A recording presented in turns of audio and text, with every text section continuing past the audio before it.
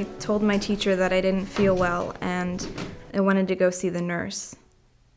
But I think she thought I was trying to get out of taking the test. Miss Shipley, may I please see the nurse? I don't feel so good.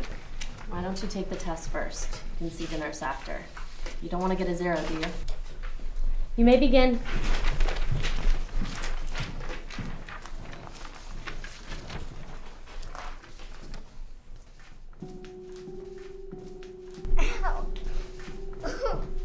Kid, what's wrong? Are you okay?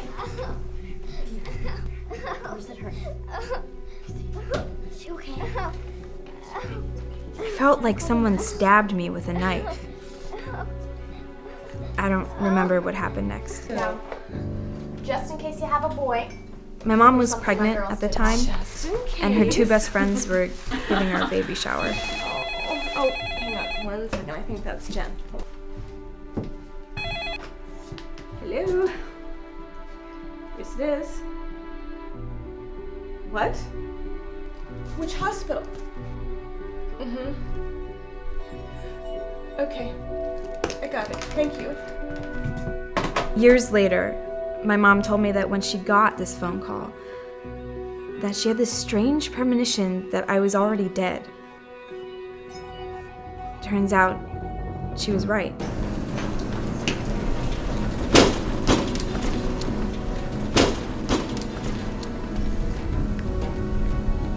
All I wanted was for the pain.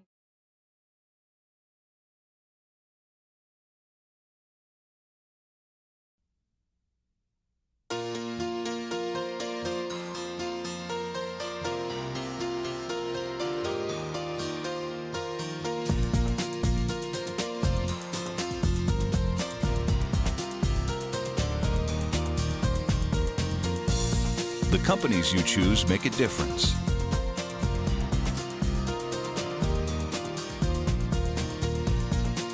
Quality, consistency, innovation, reputation.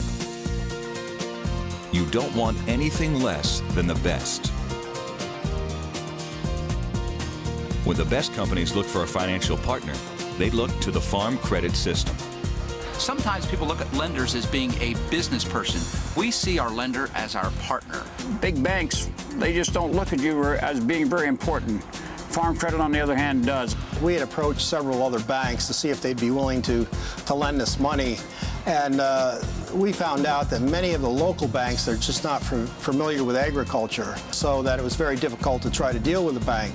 If you're in the commodity business, you better have somebody that understands it, and Farm Credit understands it. They were speaking our language. They understood us much more than commercial banking did. Many of the people that are on the board behind Farm Credit have been in agriculture, have been in business, and so that lends itself well to understand our situations and our problems that we might have. They're very, very responsive. We've never had a request that they haven't dealt with immediately, and you can't ask for more than that.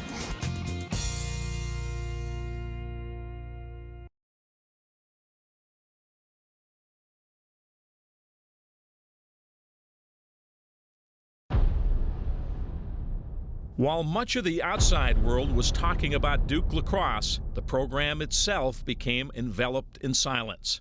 For almost a year, the players' anger and frustration simmered as their athletic careers hung in the balance. Now, finally, with the 2007 season upon them, they're ready to explode. I don't even think I can begin to describe the emotions that are going to go through our locker room. I think we'll be shaken with anticipation just to get out there and waiting for that first whistle. Nobody has gone through what we've gone through, and nobody knows how the guys feel on this team, and nobody knows how we feel about each other except for us.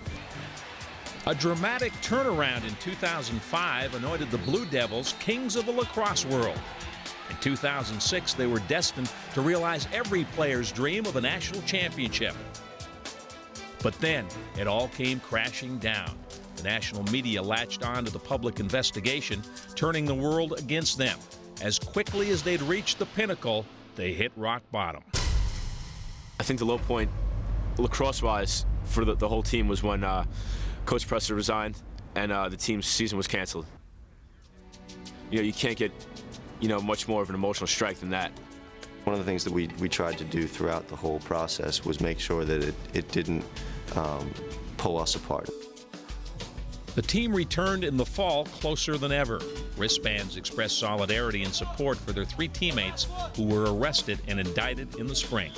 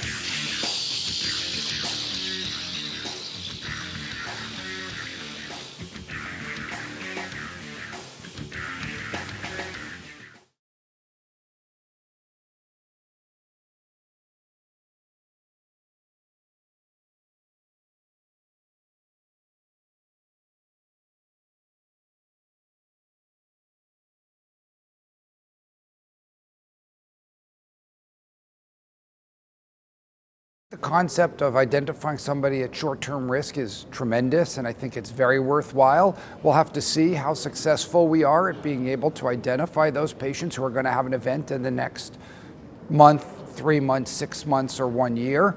But if we can identify that person, then I think that that would be a tremendous advantage for patients to really take more action in the short run to prevent a catastrophic event.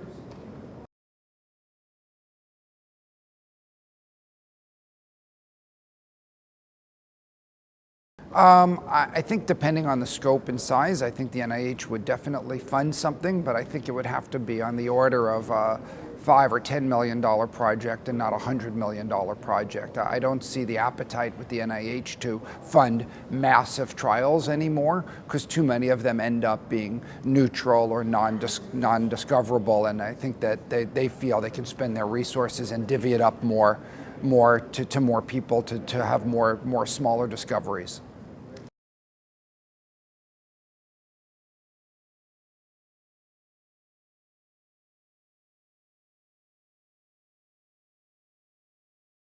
Yeah, so I think that it's comparable to what we said in 2010 with the coronary artery disease guidelines that